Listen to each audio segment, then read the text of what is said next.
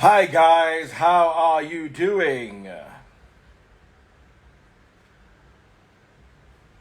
About 1,700 years ago, or a little over 1,600 years ago, a European god was born today. Hello? Where I'm live. Alright. A European god was born about 1,600 years ago. On this very night. So I greet my European brothers and sisters who are celebrating the son of their God who was born today. And I also greet African slaves who join them in celebrating this Roman, European, pagan God. But for the rest of us who are true Christians, we know Christ wasn't born on the 25th of December, and he never asked us to celebrate his birth. So we can only go ahead and greet those who choose to. Freedom of worship. Worship your European God. So today I've got a very special guest, and it is indeed going to be awesome. While I wait for my guest, let me wave.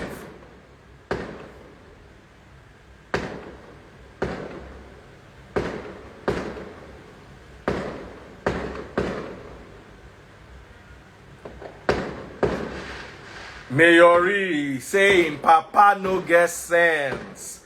Make I off the one where I did record so I go fit curse you. Mayori, your papa no get sense, your mama no get sense. Your mama born you for dog. How you want to get sense? No be your papa you go resemble. Mongrel.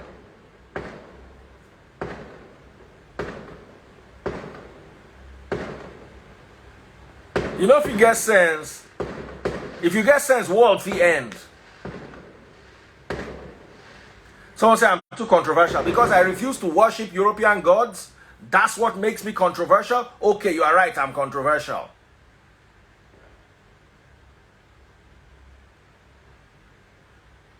Someone say you are too insulting. No, look for my trouble, I'm not going to insult you. Do you think I just come here and start insulting people? No. Now you go cross road, enter my side. Okay, Lizzie Lioness. I've got a very special guest in the building, like I said earlier on. Let me wave.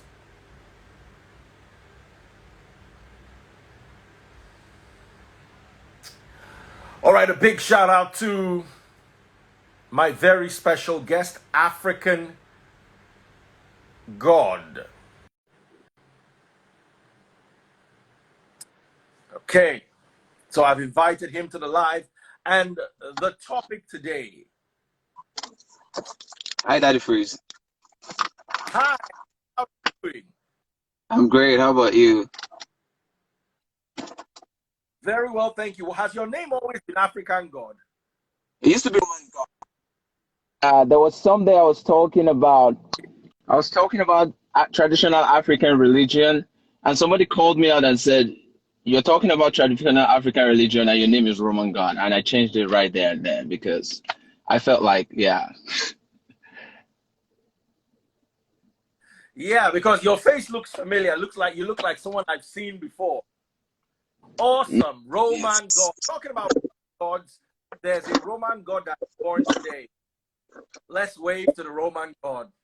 I don't know what your take is on that. Let's start with that. What is your take on the celebration today? The truth is, a lot of things that are being celebrated today, a lot of us do not know the real meaning of those things, right? And a lot of us just go with beliefs because essentially beliefs are easy. You know, with beliefs, you really don't have to do anything. Beliefs are very easy. It doesn't take any kind of striving and stuff like that. So it's easy for a lot of people to just assume, things that they've been told. And, I was hearing you talk to somebody and the person was saying you are controversial.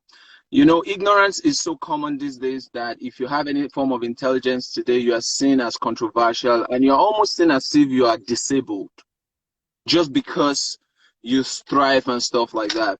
And so that's just the thing, really. I don't argue with people anymore. You know, I just let them wallow in all of that.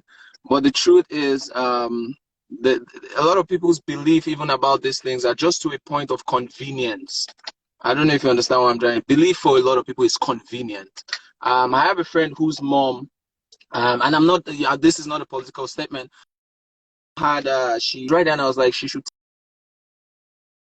take Tylenol. She should take something for a headache. Say that again. A Facebook message popped up, so it cut you It off for a popped. second. Okay. Yeah, so I said my friend's mom had a headache, and I was there listening, and I was like, she should take something for her headache, and she was like, no, she's not going to take anything for her headache. That she's just going to, you know, anoint her head.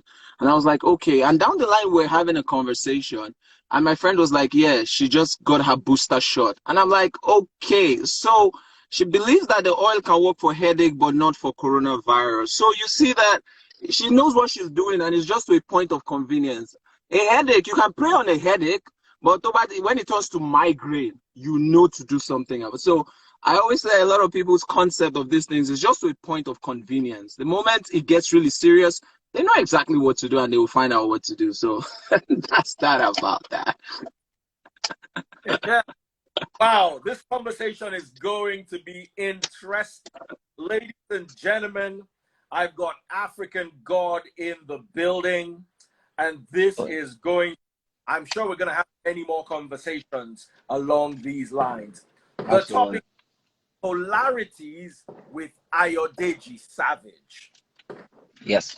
Polarity with Ayodeji Savage. So let's start with a question I have for you here.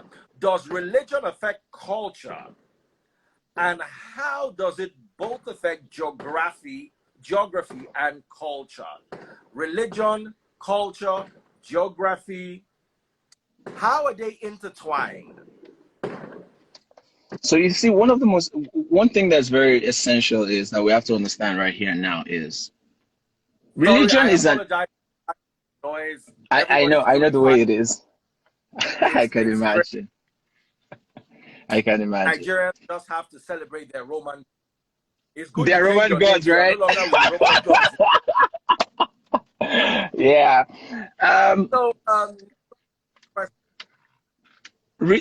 Culture and religion cannot be taken out of each other. And one thing is, a lot of people have to understand is this.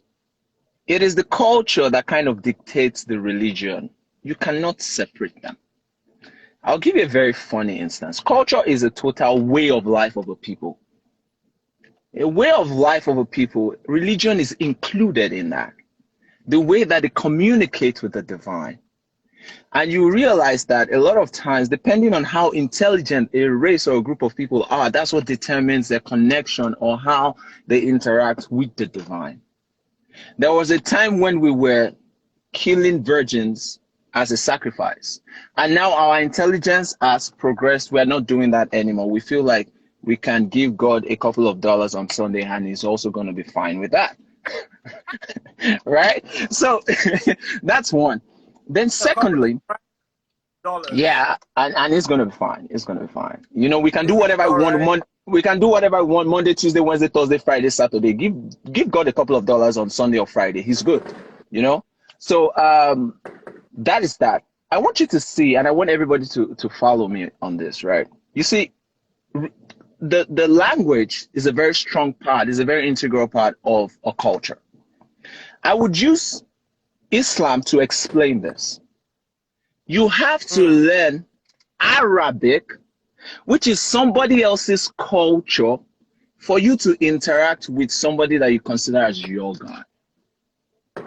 Can you see that you have to communicate, you have to go and learn another person's language, another person's way of life for you to be communicated, for you to communicate with your own God? That is weird in a way. I'll tell you why. Because now you're having to abandon your own way of life, your own language and identity, so that you can learn another person's identity to be able to communicate with a God that is yours. It's kind of it's tricky. And a lot of time with Africa, why we are where we are, even by in our psychology and the way that we are, is because our lives have been designed to support somebody else's way of life. Our religions, even our cultures, even certain things that we don't do it the way that we do it. We don't relate the way we do. That, first, let me tell you something funny, right?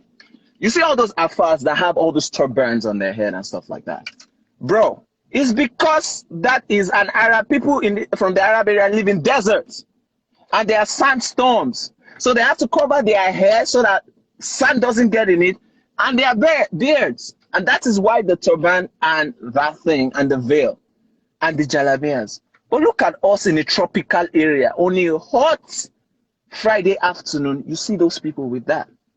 That is the effect of another person's culture influencing our own culture as a result of the religion that we have accepted or taken. Do you see what I'm trying to say? So when you look at that, is it convenient? It is not convenient, but they believe that for that connection between them and the God, they have to dress that way and look that way, even though it's not convenient in a tropical environment or in an environment that is that way. Do you see what I'm trying to say? So you don't have sand. You are walking on paved areas. Nigeria is tropical. You have all kinds of different weathers. You don't necessarily need all of that, but they will wear that because that's what they believe, right? It's a child who is Yoruba, Igbo, or Hausa, who is speaking and fluent in Arabic. He's seen as an intelligent child, but he might not be able to write his native language and dialect. He might not be able to speak fluently. It's just the same way our own language is vernacular in our own country, right? Children are being penalized in their own country for speaking their own language. It's more or less like we're schizophrenic. And all of this as a result of the fact that we are trying to imbibe somebody else's culture and somebody else's way of life. And trust me, you see, this religion and divine connection with a higher power is one of the easiest way to coerce people to do things. And for us, it's almost as if they have us all wrapped, around their fingers. I don't know who the us is here. It can be, you can, fill in those gaps by yourself. We all know some of those things, but the truth is, it strongly influences. Their cultures and religion are strongly influencing our way of life. And those things cannot be separated. They cannot be separated. So a lot of times when we abandon our own culture, our way of life, our own religion, traditional African religion, all we are doing is we are abandoning our own gods and everything. We're even abandoning our own dressing to take on something else entirely. And that is why there's no preservation of our culture. There's no preservation of our traditions and things like that. Just recently, I saw a post where somebody was talking about the Europeans should return our relics and all of those things. And in reality, in my head, I was like, is it John that Jesus is Lord in his life now? Or is it Musa that Muhammad is God in his life now that you want to return the relics back to? It was a very controversial topic that I had because I was telling people that who are they returning it back to? Everybody has taken on other gods. So if you bring those relics back here, we don't care about them anymore. It's not like we don't care. Some people have gone into brought out the relics and burnt them to appease foreign gods. You see, I'm a Christian, but I know where to draw the line. And what you're saying can clearly be seen in something like a church wedding. There is no biblical grounds for a church wedding. Absolutely. No. Now, the church wedding is the English traditional white wedding. Wedding, absolutely. So, because we imported their own culture, we have pushed our culture to the background. Absolutely. And our culture is actually the one that is scriptural. Carrying of palm wine. Remember, Christ turned water to wine. To wine. So, our tradition is more Christian. Oops, sorry about that. It's fine. NEPA's done their thing, huh? Yeah. Just get used to it. They'll bring the light back. We have 24 hours. All right. No, you're fine. So I just turned that on. So now, not only have we abandoned our scriptural, Christian approved culture, we have taken somebody else's unscriptural, unchristian culture and made it our own. So what you're saying deserves you a huge bottle of stout. Thank you. Thank you. Yeah, so that the phrase really, and you know, the thing here is that it's almost as if we have become a schizophrenic group of people. We have lost essentially our identity. And that is why, and I would like to speak to this, right? One of the things that I see that we do sometimes that make us justify staying away from our culture and tradition is saying that they're diabolical. I'll tell you something. The African culture and traditional way of life is not diabolical. It was just never allowed to evolve. Somebody stopped it in the middle and then were introduced other ways of life. I want to tell you something. If you want to talk about barbarism and diabolic stuff, let white people show you what it means to be barbaric. That the phrase, I don't know if you know about the Roman Catholic Church and the purge, where they were purging and killing. The Crusades. The Crusades. Thank you. So the torturing, witch hunts. So endless. Have you seen some of the ways that these witches were tortured before they were killed? So if you want to talk, and let's talk about the Incas also. So you see this idea, somebody will say, oh, they used to, bury people, they used to bury people with kings, they used to do this. Yes, let me show you what happened in Europe and what they were doing in Europe back then before they also evolved. All right. So our culture was not given the time to evolve. And that's why you see that every time most people go back to that, they go back to the barbaric part of it, like blood money and stuff like that, because that's kind of like where it stopped. And if you want to talk about barbaric, the white man or the white religion is worse.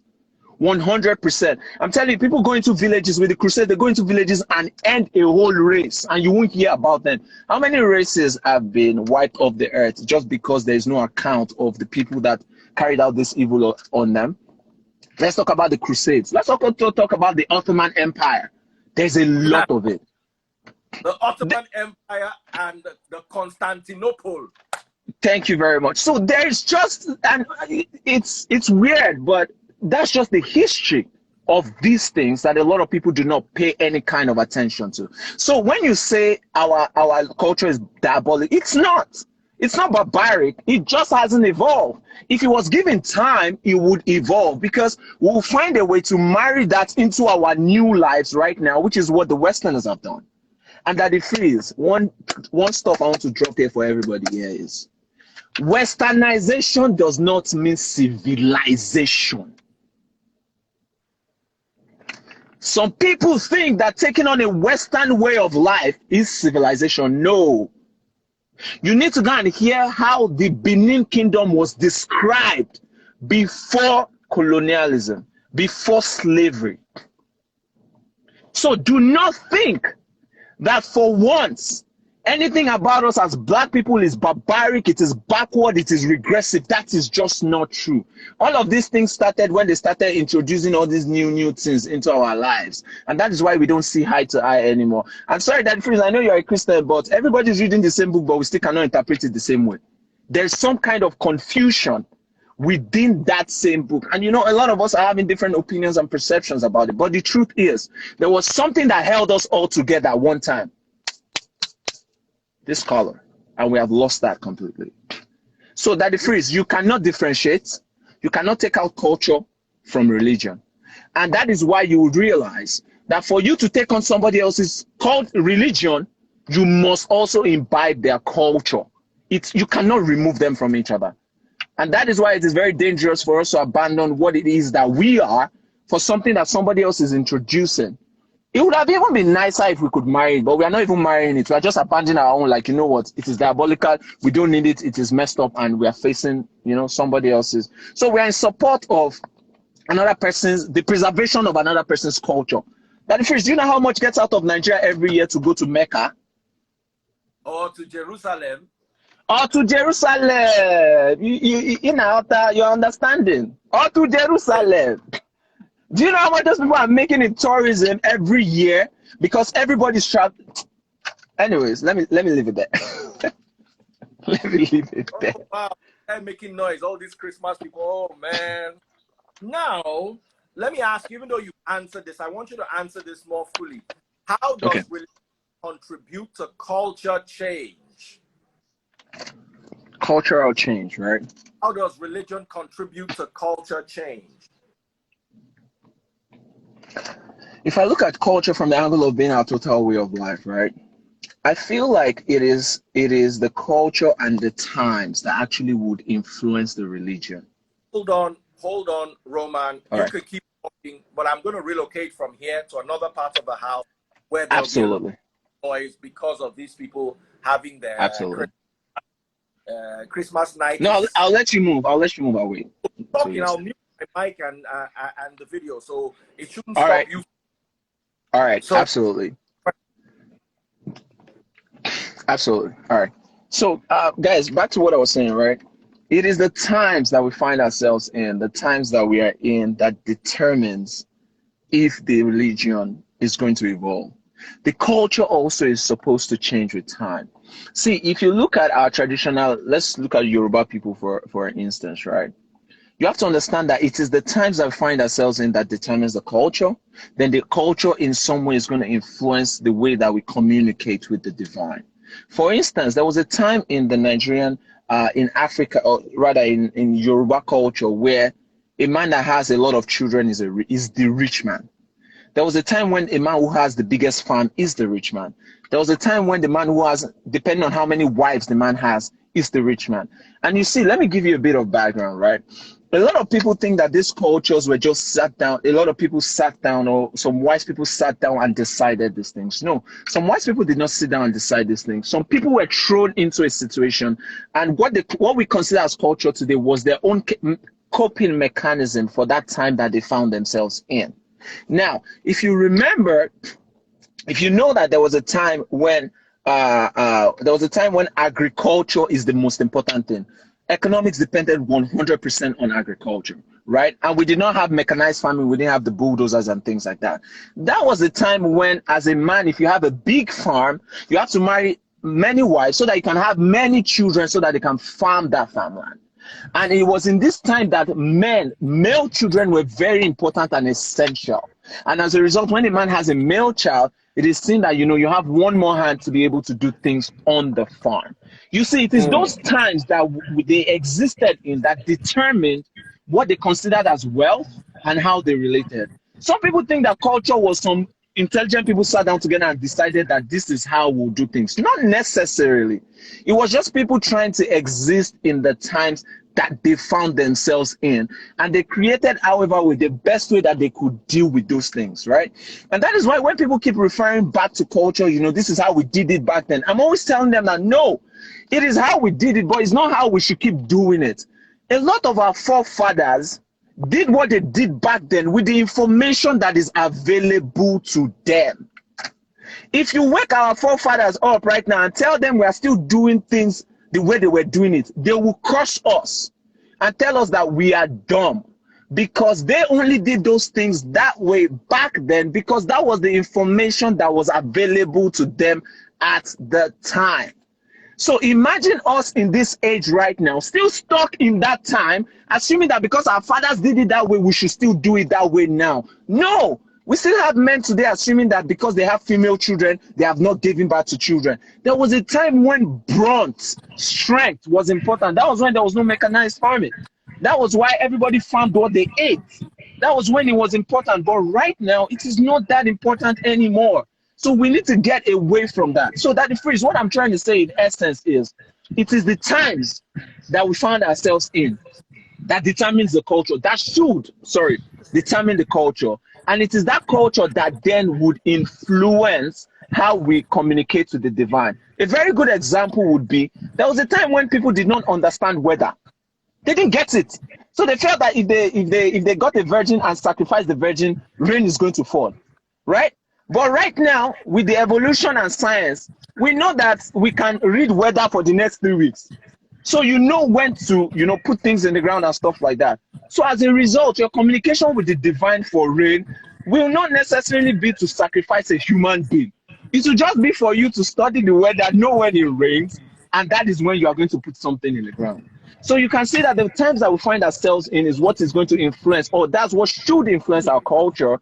And it is that culture that will now influence how we communicate with the divine. That is, there was a time when fire, you must see fire before you can boil things. But right now, a lot of us are microwaves. We are using our microwaves every day.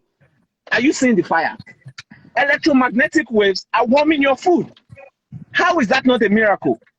But there was a time. So right now, would you be praying for fire? You don't have to pray for fire. You don't have to. You don't have to do any of those things. African God. The sad thing is when we see our own culture as backward. Yeah. And then we carry a Bible that has this verse inside. Listen to this verse. Let me read this to you. Exodus chapter 21, verse 7. When a man sells his daughter as a slave, she will not be freed at the end of 6 years as the men are. One verse. Misogyny. One verse. Patriarchy.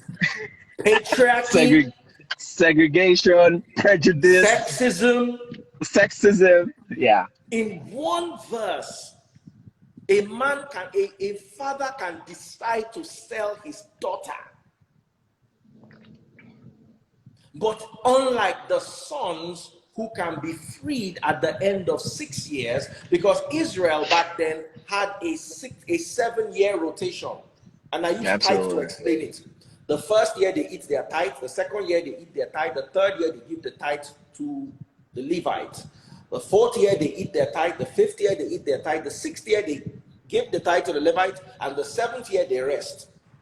That 7th year when you are resting, you are supposed to set all the slaves free. Free, yes. But women don't get set free because they're not worth as much as men. And you see, that also manifested in our culture.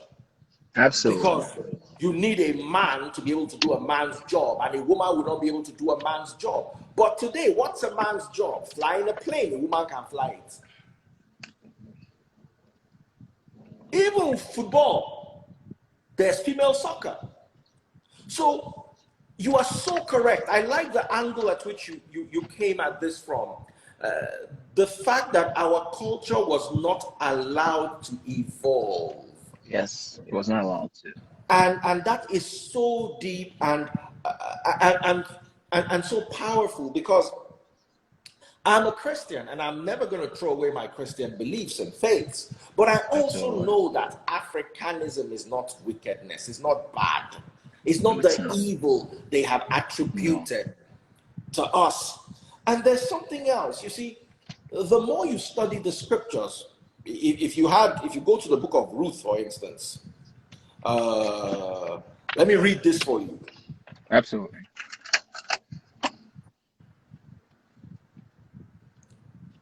Ruth chapter 4, verse 1. In fact, let me jump to, because I don't want to take too much of your time. Verse 4, Ruth 4:4. I thought I should speak to you about it so you can redeem the land if you so wish. If you want the land, then buy it here in the presence of these witnesses. But if you don't want it, let me know right away, because I am next in line to redeem the land after you. The man replied, all right, I'll redeem the land. Then Boaz told him, of course, your purchase of the land from Naomi also requires that you marry Ruth. So you want to buy a land, you must marry the woman that is tied to the land. And yet our own cultures are considered barbaric. That is true. You know what's funny though? Our traditional African culture has a role for women. a very strong role for women. And if you look into some of the history, if you look at Queen Amina of Zaria, if you look at Moremi, we had women who led men into war, right? So that tells you that women held a very strong role in our society as Africans. That if you see, the way that a lot of Africans understand their culture right now is from the lenses of the white man, after the white man had already put some things into it for them. So when you talk about traditional African religion or culture, we do not think that men were of second, women were less of something. It was just by what's this thing called? Division of labor that the woman ended up in the house, not because she was useless. All right. In fact, the catering to a child is actually more work than actually going to the farm. You know, right? So essentially, women, our culture was matriarchal. Like our women had a role, a very strong role in the society, essentially. So you see, this idea of that our culture segregates women, it's a white man's thing. Now then teach us how to run all those kind of package. Now then teach us say woman supposed shut up. Now inside kitchen supposed dey. Now then teach us say when men dey make woman know they gather for there. That Now freeze. them teach us, and I will tell you something. From as far back as Acts chapter 8, there was an Ethiopian eunuch who worked for the queen of Ethiopia, the Kandake. There you go. From biblical times, Africa had queens mentioned in Acts chapter 8. Yes. That time when Africa had queens, England did not exist as a nation. There was no Queen of England, and we already. Exactly. Queen Amina and the very first Queen of England ruled around the same period. The same period, yes. But all of a sudden, Africans relegate their women to the background, while white people promote their women. Total buffoonery. Yeah, it was like a switch. Free of charge. You see, I want to ask you another question. Yeah. Let's talk about your beliefs on topics like reincarnation. What is your take on reincarnation? If I'm going from my traditional African roots, reincarnation is real. If I go from any kind of profound culture and tradition, I feel like it's a real thing, in the sense that I do not believe that, in as much as I believe in actions and consequences, cause and effect, I cannot believe that you go into a room and shoot 200 people and before you die, you say somebody should forgive you and that's it. Nope, I don't think so. I believe that action, consequences, cause and effect, you cannot escape those, right? So I believe that, I don't know for sure, I think that everything that we do, we must pay for it, either good or bad. And no matter how many lifetimes it takes, you would have to come back and deal with whatever it is, or whatever karma it is that you have gathered. Now, if you look at the Yoruba tradition, it's like they say, like, we are all from a pool of water, and our existence right now is just like a cup of water out of that. And when we die, we go back to that, and then we'll find expression in another way, somewhere else, anywhere else, and stuff like that. I do not think that, I'm all about logic and reasoning, and the best thing that makes sense to me is actually that if I do something negative, I should suffer for that negative thing that I've done. No matter what I believe in, no matter who it is that I know, no matter who it is that I confess. And also, if you look at it from the Christian angle as well, Adam and Eve sinned because of the sin. Despite the fact that God still loved them, he still chased them out of the Garden of Eden. And one thing that I do not really understand with Christianity is there seems to be a disconnect where people think that just by acceptance of the name of Jesus, you are not going to suffer consequences. I don't even think that Jesus even preaches it like that, or the Bible even preaches it like that. I do not think so. You see, what the Christian belief is, your sins can be forgiven, does not mean you will not pay for it on earth. Okay, there you go. You are going to have to pay for all your sins on earth. You're going to have to go to the prison. You're going to have to. The thief that was forgiven on the cross, did he not still end up being crucified? Died. Absolutely. That's a lesson right there. But they're not willing to learn that. They're just telling you know what? Steal Nigeria's money. Hand it over to your children. Pay God 10% on Sunday. You'll be all right. Tell us about karma. Tell us about what you understand karma to be and how it affects a black man. I think karma is everything. I think karma is the law of nature. I think karma is what keeps the balance of life. I think that, see, that the phrase, I always tell people that the moment you understand karma, you stop being proud. And I'll tell you this, humans think that they're the most important and essential thing in life. We're not. All right. And the moment you abandon that arrogance, you start to look at things just a bit more clearly, and you start to be a bit more careful. I always tell people that the only knowledge is knowing that you do not know anything. All right. And then when you accept that you do not know anything, the longing to know, the possibility to know, and the striving to know is going to arise within you. But you see, this concept of people knowing, a lot of people have dimmed it down with belief systems. So instead of them to pay attention to things of life, they will rather leave all of their experience and face a book or face a person or face a temple. Right? So what I want to say, why I say that to say this is for people to understand that every thought, every action, every behavior has a vibration, and it will come back in some way, and that is what karma is. If you get a bowl of water and you drop a stone inside of it, you will see the ripple go out. Guess what? The ripple, a lot of people see ripple go out. A lot of people do not notice it coming back to balance the water.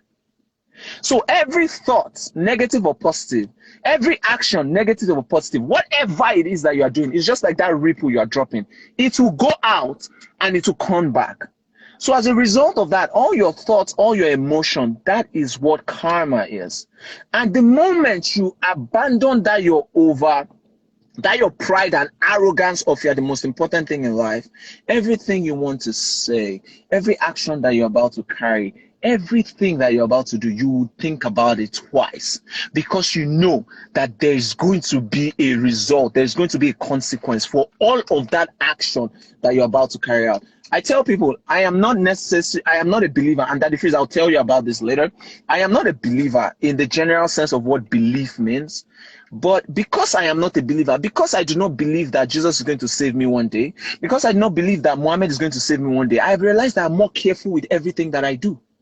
So because I know that I cannot sit down and pray and I'll have money, I am working harder to get the money.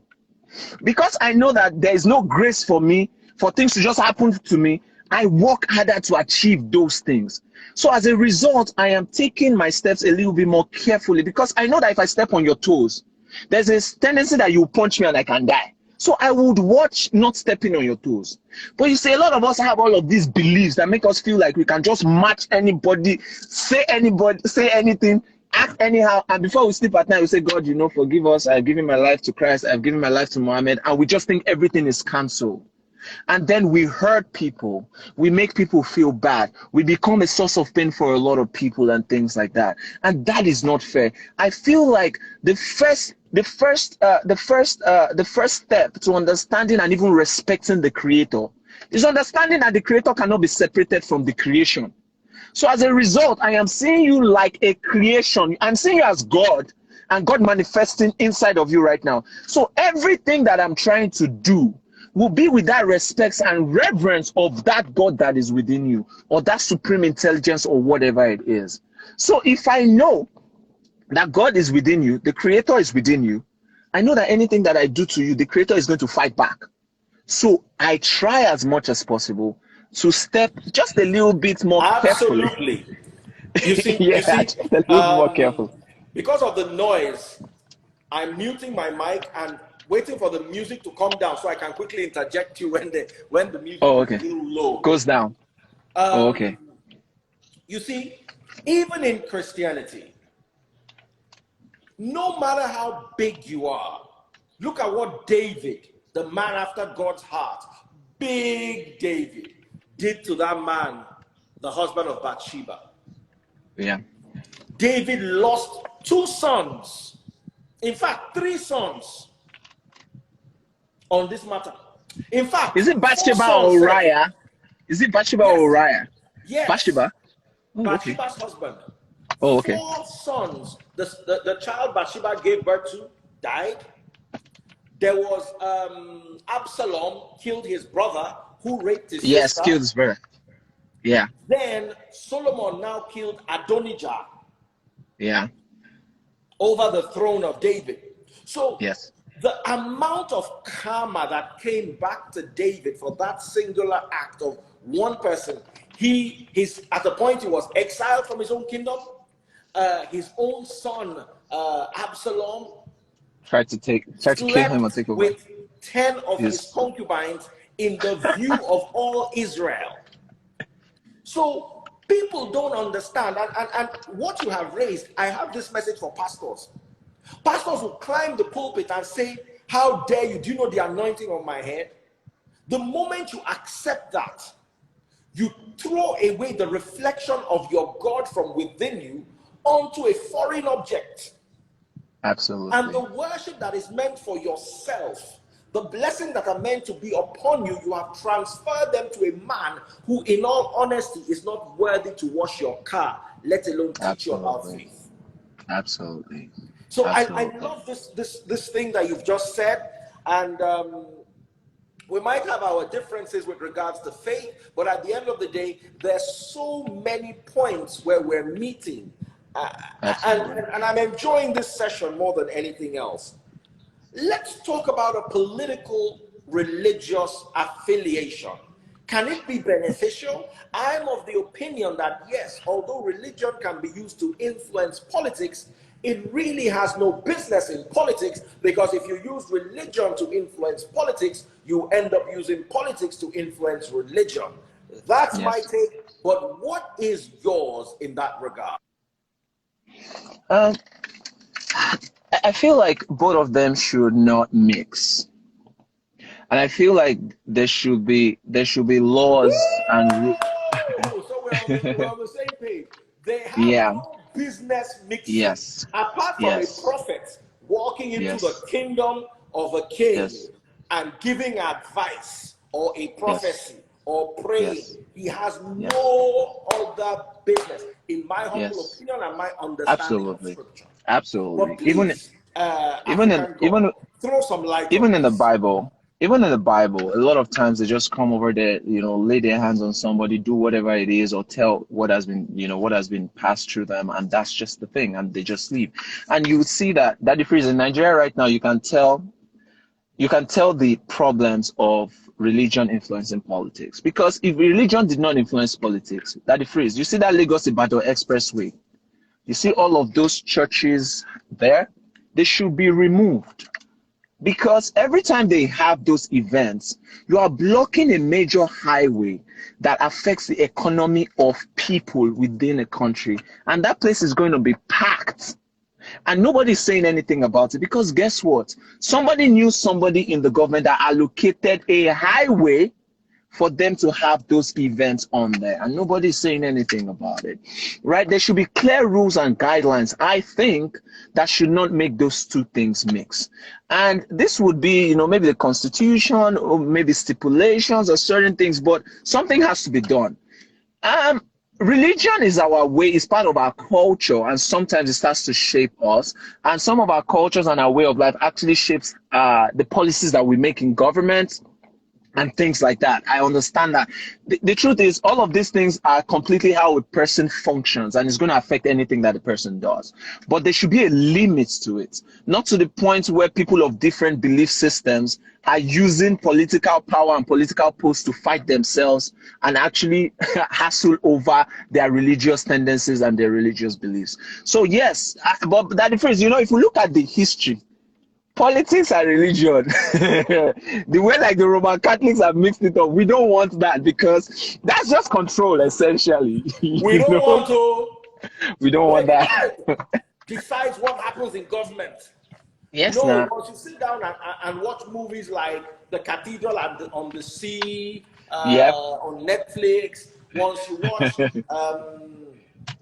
the Ottoman Empire, once you watch Nightfall, The Crusades. the Crusades, when you watch these movies, you have an insight into how dangerously powerful religion used to be. And you don't want that power given to an institution that is never evolving, rather regressing, and is never productive, rather recycling. Yeah, because that is, you know what? One of the biggest dilemmas of the church was they didn't want anybody to know more than they were giving them. And for the Pope to be able to have control, even the elites or the kings and the queens and princesses have to confess to the Pope. Now the Pope has information on everybody. If you guys don't know how the intelligence agency started, go and read about the Vatican. All right, that's how CIA, that's where all of that's how they started. Like, you have to make sure that you confess to the Pope, everybody within the royal family, everybody. So now the Pope has, debt on everybody essentially. And that was what they used as a control and the grip, and that was how they controlled, right? And you have to understand that for the longest time, religion did not want for progression. There was a time when, for the longest time, the Bible, the church supported a flat earth. You know why? Because they said God is up, the devil is down. So the moment people now started doing astrology, you wondered why they were killing witches. This is why. They started to do astrology. Galileo Galilei, the man who invented the telescope, and was the first to declare that the world was round, was forced to recant that statement or be burnt at stake. Yeah. But on his deathbed, he still said it and was like, "Yeah, you guys should end me." But at this point, yeah, it was a Roman Catholic to cover up information. Not just that. I mean, look at the purga too, the purge, the witch hunt, and all of those things, right? Because anything that goes against that, that narrative of what the church or the Bible teaches at the time, they didn't want it. And that was why science was a very big threat to the church. And that was why during the time of enlightenment, a lot of people were killed. The moment you say anything, you want to start talking Orion's belt, you want to start talking about constellations of the stars, you want to start talking about planetary alignments, all these things that people are talking about today. I am a Sagittarius, I made this, say it that time, they will not choke you, they will have stabbed you to death, right? So, all of these things that we're talking about, you have to understand that for the longest time, politics and religion, it's not a very good mix. It always spells disaster eventually, because it's a tool of control. Because politics by itself is people trying to control other people. Then you now mix that with some divine laws where it is stipulated somewhere that you should cut the ear of your slave if your slave does something. Who want to control people are now given a God-given right to control them. It's over now. It's over. Then there's nothing to be done anymore at that point. There's nothing to be done anymore at that point. So I don't think it mixes. I don't think it should mix. I feel like they should all stand alone, and there should be clear guidelines. For instance, at the first, this idea of men of God going into churches and pastors laying their hands on them, they don't tell you to vote for them, but that in itself has a significant message it's sending. It's more or less like I'm saying, if I'm a pastor of a big church and you as a politician come to my church and I lay my hands and pray on you, that goes back, the psychological proximity to things like Samuel and David and all of those things start to pop up in your head. That if my GO is laying hands on this guy and praying for him, he's not saying vote for him, but he is saying vote for him. Because essentially laying his hand on him is like, I am anointing this guy. He will be quoting 1 Samuel. He will be using words like David. He will be using words like David overthrowing Goliath. He will be using all sorts of things that can get into the minds of feeble people whose brains have been eroded by the cruelty, if I may say, of religion. Now, I want to ask you a question, though. What do you think the relationship is between sexist attitudes, religion, and now political affiliation? That if all of it, everything you just mentioned right now is some form of prejudice. All right. You see, the way that the human mind works is it works mostly in polarities, right? If I show you the back of my hand, you cannot see the front. It doesn't mean that it does not exist. It's just that your perception is only here, and this still exists, but you cannot see it. So as a result of that, the way that we perceive as human beings is through comparison, right? So you know hot because of cold, you know tall because of short, you know high because of low, you know warm because of cold and stuff like that. Because of those polarities, but guess what? It's a survival instinct. Like God or the universe or life gave it to us so that we can survive. But you see, now that our survival has been taken care of, some of us are still trying to use it to navigate. So we're now using it to look at you in a way that, oh, when this guy says something that I don't like, I dislike him or I hate him, right? Or when a woman comes into the picture, I should not respect her the way I respect a man because she's wearing a skirt. And because there's something that has told me that I am the most important, figure as a man, just because I carry a third leg, I am more important than anybody that does not, and stuff like that. And honestly, prejudice is what is tearing our country, our lives, our religion, our cultures and tradition apart today, because we don't have any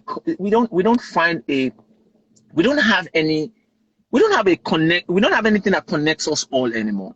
And reality that the phrase, what connects us is just humanity. I always tell people, right? You are a spiritual being that's taking a human form, that's taking a physical form. But they have switched it for us that we are physical beings that have to chase the spiritual. So essentially, what it means to be human is to be spiritual. And it's that spirituality that connects all of us. But somebody has removed that. And now I am not seeing you as a human being. I am seeing you as Daddy Freeze. I am not seeing a woman as a woman. I'm not seeing as another human being. I'm seeing as a woman. So you see, what we have done is we now start to create patterns in our head that allow us to segregate and not include these people. Label. We put them in boxes. So you see, as you're talking right now, somebody will not ask you, no matter what you're saying, no matter how much sense it's making, they will not ask you, where is he from? It's Yoruba. You'll put it aside. How old is he? You'll put it aside.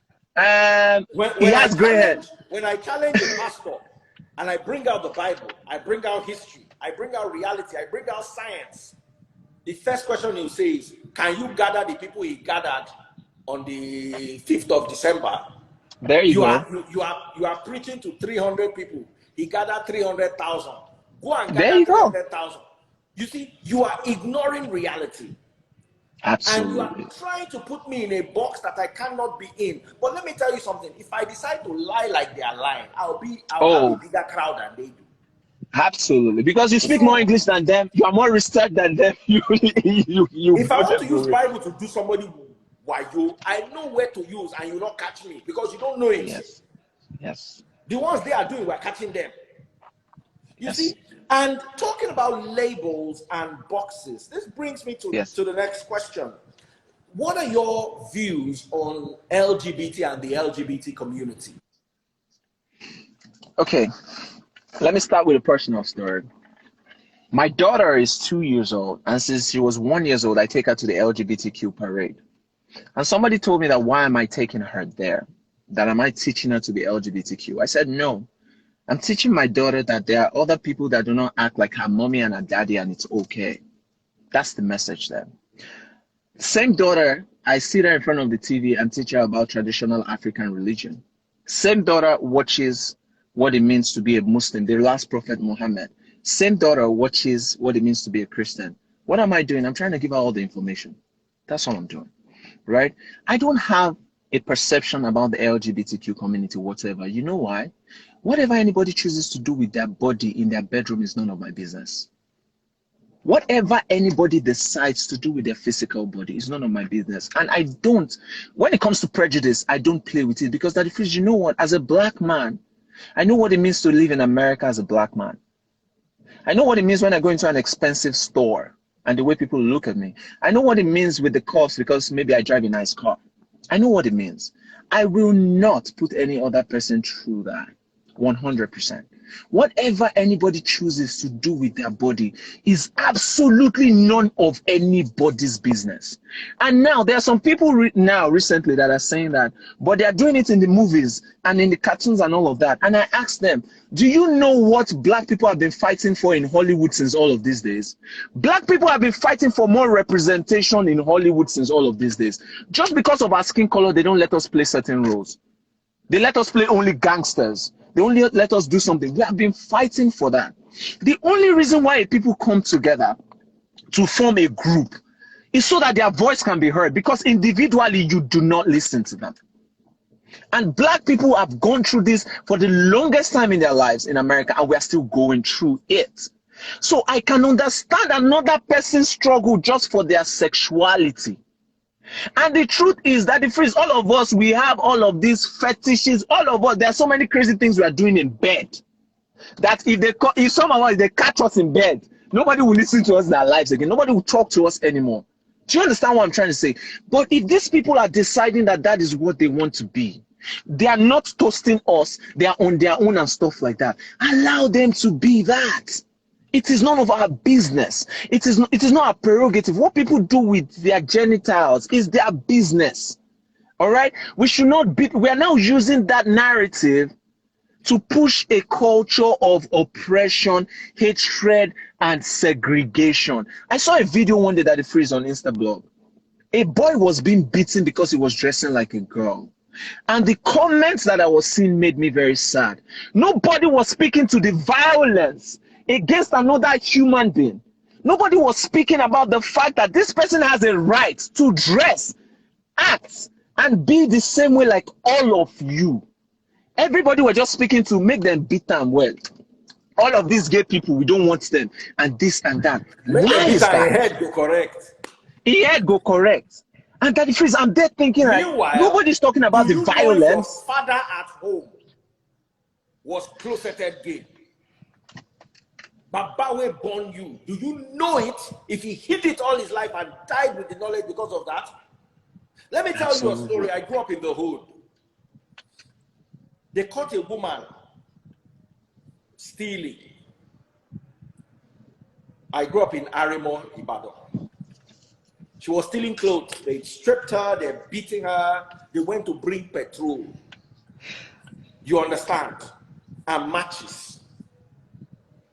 Just as they were about to light her, you understand, police came and took her away to the station. A week later, the man who wanted to light her was caught with 3 heads in a bag. You know what they do? Do you know what these people do? They go to places and they incite people against somebody and say, this person is an armed robber. When they burn the person, they now come at night to come and carry the parts. Oh my God. So the person who is pointing the finger, the person who is accusing is so much worse off than the person being accused. But because we've been swayed emotionally, you see, let me tell you here, once you can whip up sentiments and emotions of the people, you will literally get them to fight their friends and hug their enemies. Absolutely. You can explain this story with a lion overhearing hunters saying, there are too many lions in this game reserve. We need to reduce the population of lions. The lion now runs to meet antelope and says the hunters want to reduce the population of animals. He did not say lion. No. So the antelope now goes to bring all the other antelopes, all the buffalo, all the elephants, and fight the man and drive him out of the ranch. To the benefit of who? The lion. The lion wound you up to fight his own battle. Fight, absolutely. Absolutely. And we don't understand when this is being done to us. We don't understand when we're being manipulated. Many of those people, I heard something once that the people who fight LGBT the most are closeted LGBT themselves. Absolutely. Absolutely. That is very correct. It's just that hypocrisy. Is very correct. And what we have allowed to grow in Africa greater than religion or any other powerful institution Entity. is our hypocrisy. Yes. Yes. Yes. It's Thanks, almost thanks, as if our thanks for that point. Thanks for it's that point. almost as if our culture itself is, our Is new culture right now is hypocrisy. hypocrisy. And that's Yes. not the culture we inherited, that's the culture we created when we That's the culture we syncretized created. foreign religions with our Absolutely. local ideas and beliefs. And you Absolutely. see, I call this the man-monkey syndrome. And I got this from an experiment some time back when they were trying to combine the DNA of a monkey and a man so that they can get the strength of the monkey and the brain of the man. Of a man. Oh, okay. But do you know what they ended up with? Yeah. They ended up with the brain of the monkey and the strength of a man. So sometimes when you combine two powerful forces, you end up getting the negatives of both sides. You took our culture, you took their religion. Their religion has its positives and its negatives. Our culture has its positives and its negatives. What we ended up doing in Nigeria is combining the negatives of our culture with the negatives of the foreign imported culture, and we created a syncretized module that is all negative. Yes.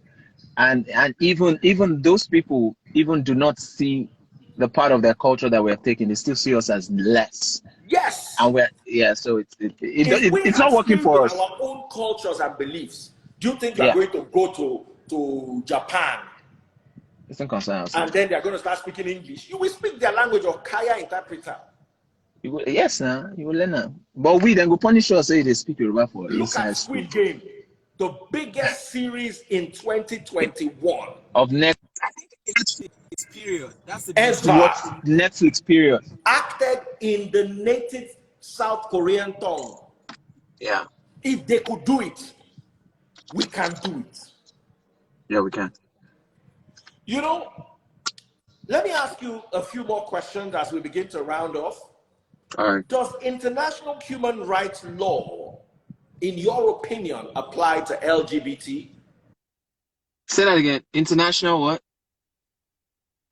International human rights laws.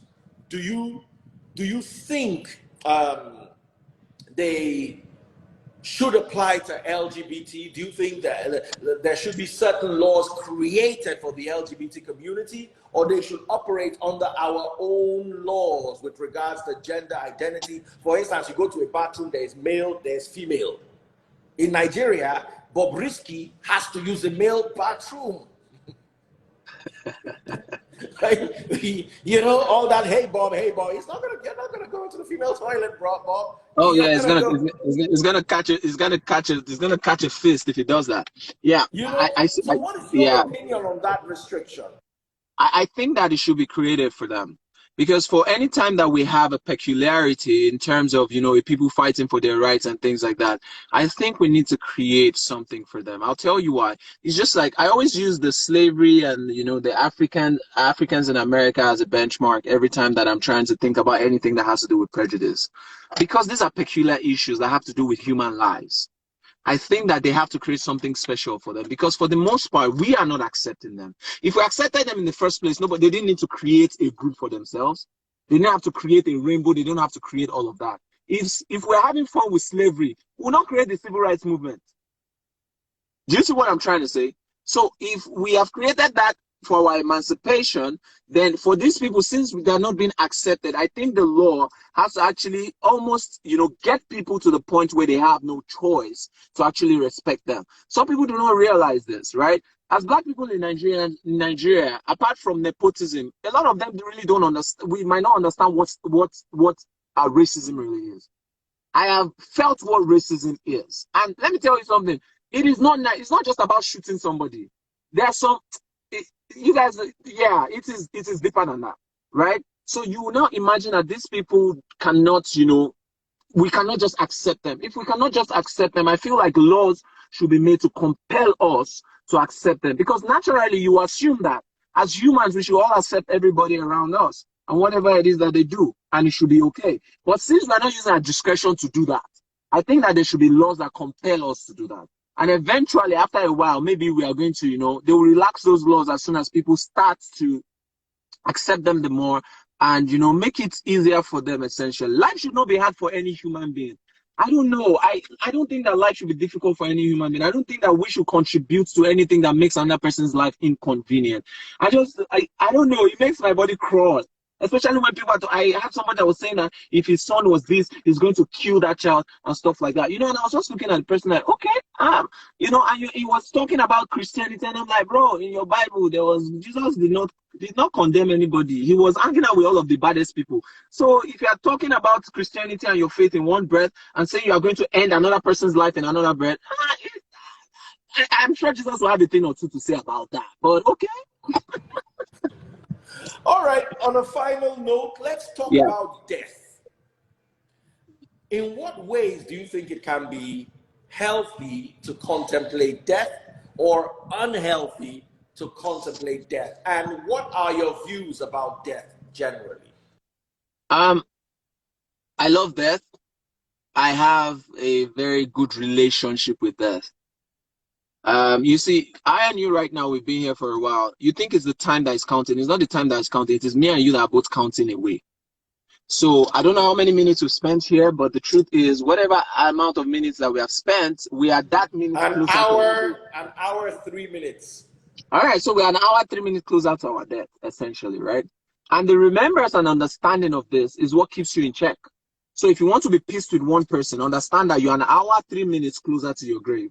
So does it make any sense, right? So another thing is, death should be a very good reminder. I think death is compassion.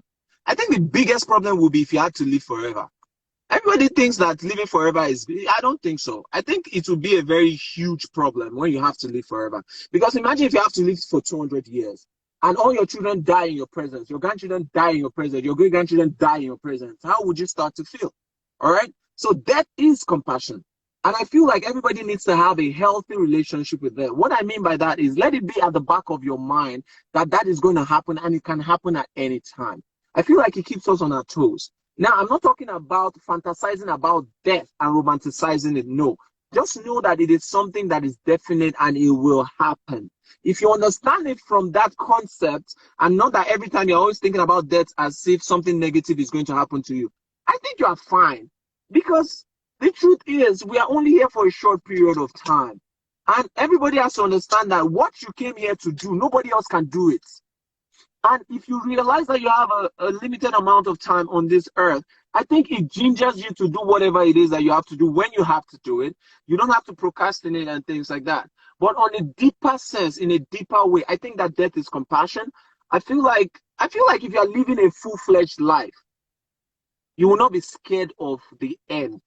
If it's people that have lived that are not scared of death, it's people that have not lived that are scared of death. A lot of people, when you live, if every day of your life is some striving to have a full and complete life, I do not think that you will be scared of the end. Because essentially, nobody wants to run a race and keep on running and running and running and running and running and running. At some point, you need to go. So I feel like everybody needs to have a healthy, and I mean, look at it, if you're a Christian, you get to meet Jesus sooner. Or Muhammad sooner. Come on, like, are you like? They don't want that one, oh, lie. Right?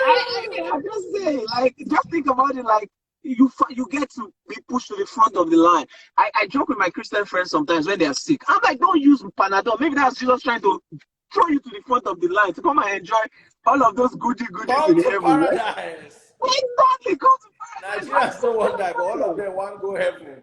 Exactly. And at the first, let me just chime this in on a very lighter note, and I would like you to say something about this, right? A lot of times when Christians describe to me what is in heaven, I tell them that what I see as description of heaven is what a lot of men on earth lacked, so they transported it to heaven. Because they could not achieve those things here, they transported it to heaven. And also, when my Muslim friend tells me that you go to heaven and there are virgins there, I'm like, what's the use of virgins when you don't have a body or so if one of the biggest ideas on earth right now is that our body is fallible and that's the one thing that can never come near God, and we have to leave it here, what is the importance of gold, silver, rooms, and virgins in heaven? You see, and you are a Christian, so I'm throwing that to you right now. I want to understand what the value of worldly things are in a realm that is said not to be worldly, and it's going to be devoid of a physical body. The only reason you know gold is because you have a physical body to express that. The only reason you know the floor or marbles or, you know, all the good things, the only reason you know that is because you have flesh to animate those things. The moment you lose this body, of what value are those things? So are they talking about those actual things, or there's another concept of it? Because that's something that I struggle with in trying to understand.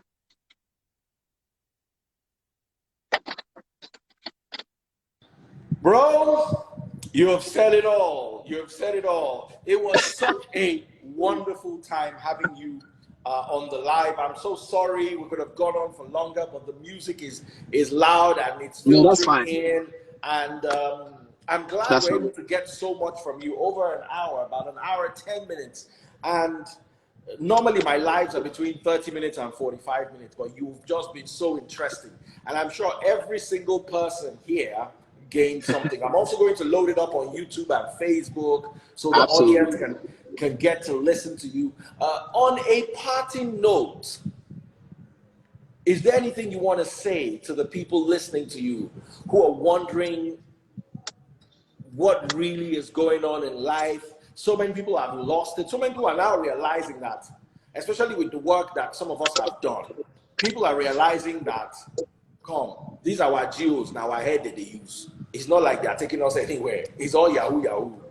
Or it's mostly Yahoo, Yahoo. So on a parting note, what do you have to say to the people listening to you who are beginning to buy into your philosophy, share your convictions, and many are persuaded by your persuasions or some of the persuasions that you've raised? Yeah. So the thing is, one of the things I would say is the only true knowledge in the world is knowing that you know nothing.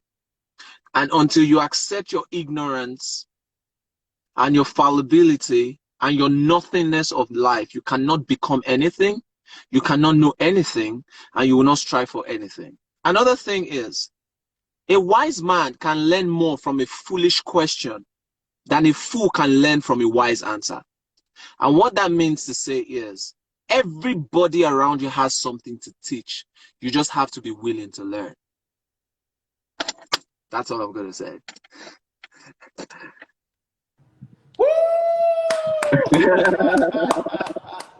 Ladies and gentlemen, African God, thank you Thank you very for much. coming. Thank you I'm very sure much. we'll have another session one of these Absolutely. days. I'll be looking forward to it. And we're going to talk about things like sacred African and European cults. We're going to talk about the Freemasons and all that. I know you're going to have quite a lot to share on that, and we're looking forward to that.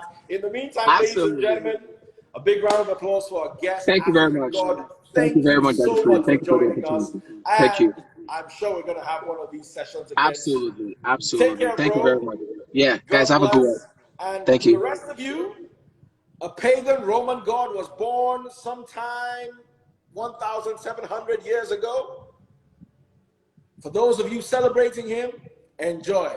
The rest of us, we dey go sleep. We love you. We'll chop chicken tomorrow. Take care. God bless. See y'all later.